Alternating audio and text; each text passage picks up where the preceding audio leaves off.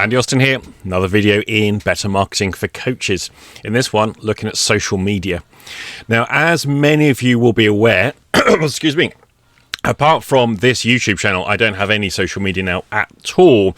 I deleted absolutely everything.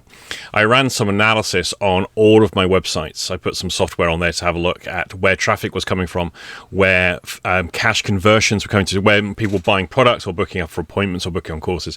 Where were those people coming from?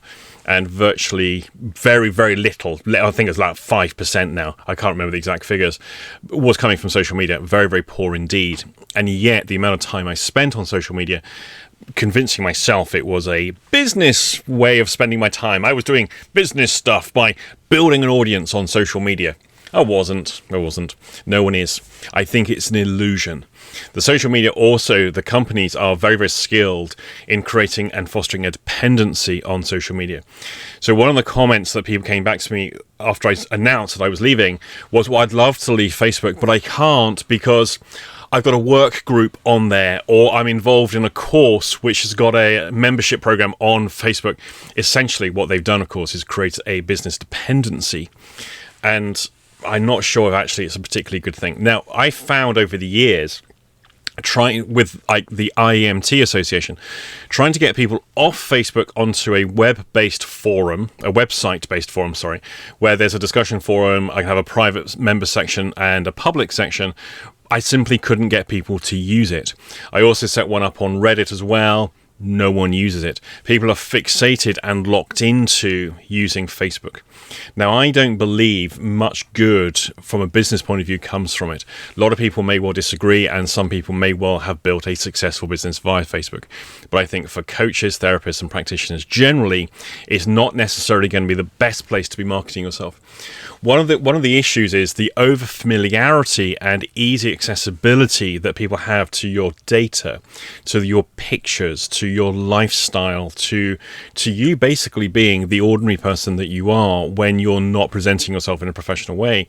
And so we see people in bikini shots or swimsuit shots, smoking, drugs on the table, alcohol in their hand, partying, giving it the large one in various photos.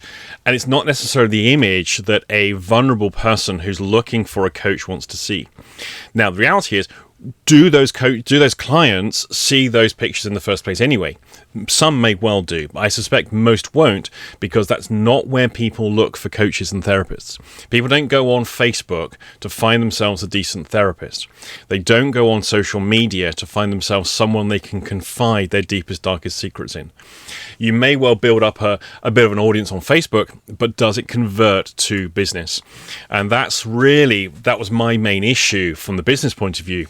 And then there's the how I'm spending my time as well, because these things are designed to draw your attention and to occupy your time, locking you into the infinite scroll.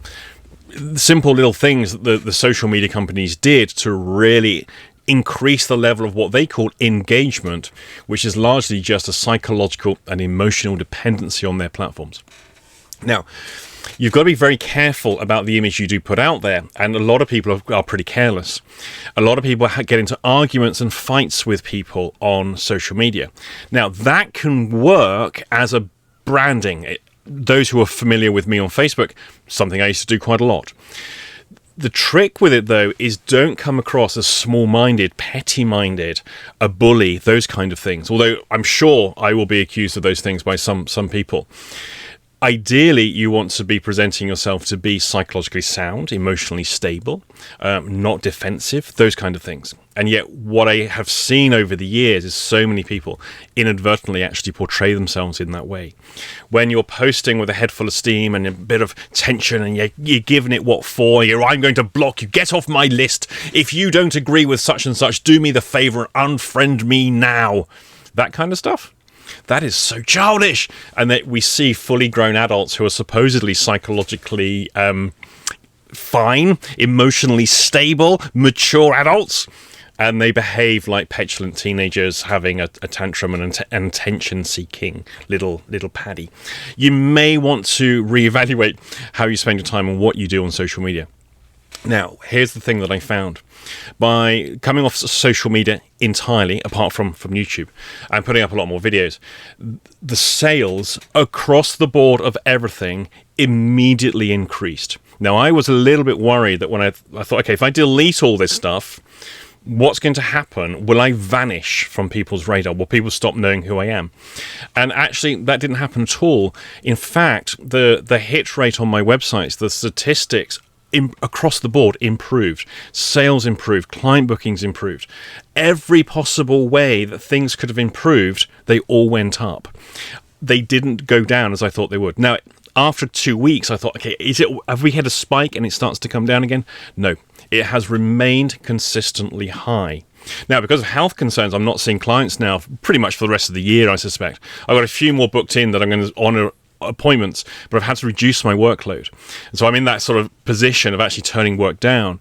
But by coming off social media, the amount of inquiries and attempted bookings that came through has noticeably increased. And I think that's worth knowing.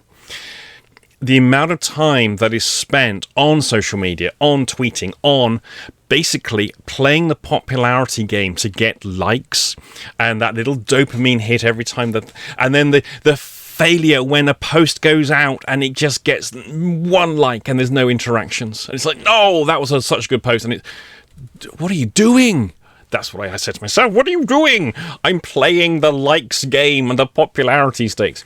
This is not psychologically and emotionally healthy, and it is a very, very bad way to spend your time. So my advice with regards to social media, get rid of it. Just delete all of it.